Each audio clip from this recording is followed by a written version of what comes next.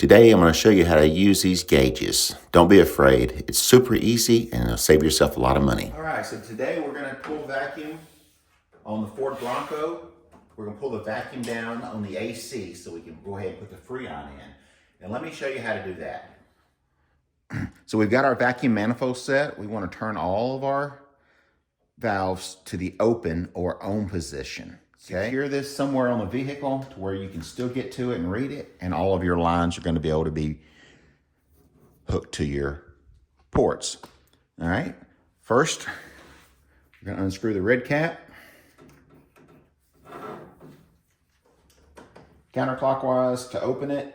I'm going to push it on. All right, now that we've got these secured, we're going to go ahead and screw the valves in so that screw the knobs in or clockwise so that it pushes in on the valve on both sides. All right, now that the valves are open and these are secured, we're going to go ahead and make sure that our pump's hooked up.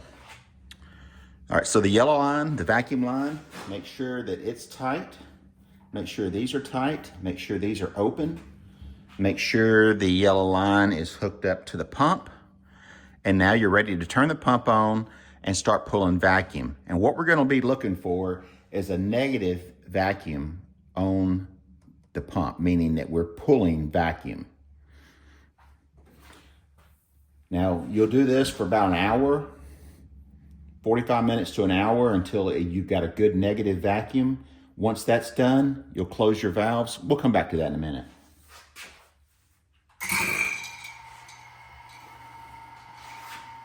All right, we're good to go. We're gonna let this run for about an hour while we're doing some other stuff around the shop. We're gonna come back and check it periodically, making sure that nothing is wrong.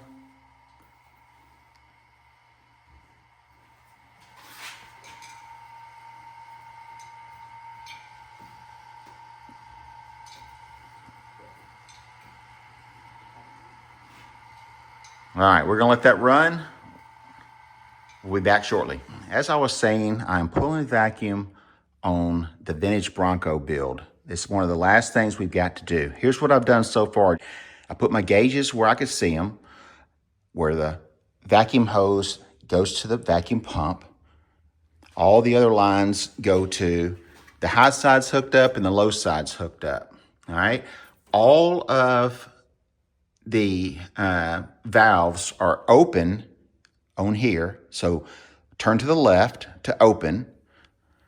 Valves here are turned to the right to close. That's after you hook them up. Undo them, hook them up, tighten them up. And what you're doing, you're pushing in the valve. So now the system is open all the way through, okay? Then you turn your pump on. Once you turn your pump on, which we've already done, it starts to pull a vacuum, all right? Once it pulls the vacuum, you're good to go. All right, let me show you what it's gonna do. Right when you turn the pump on, we turn the pump on, this needle automatically jump. What we're gonna do, we're gonna let that vacuum down for about 30 minutes. We're gonna close all the valves, and then we're gonna make sure that it holds the vacuum, okay? But close the valves first and then turn your pump off. You turn your pump off first, you're just going to lose all the vacuum. All right, let's let that run. We'll come back and check it in about 30 minutes and see how we did. Okay, now that we've got vacuum, we've been pulling it for probably about an hour. We're going to close the lines going to the pump. Now we've just got the line going in to see if this drops any.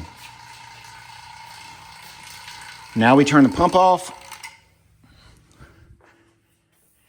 and we wait. This needle is buried on the pin. And this one is sitting on 30, which I believe is about as much as you can get. So we're going to let these sit. We're going to see if they move. If they move, then we've got a O-ring or something that's bad. If they don't move, then we're ready to put Freon in. Hey guys, I appreciate you stopping by today and watching the video. I hope you got something out of it, and I hope you watch this next one right here.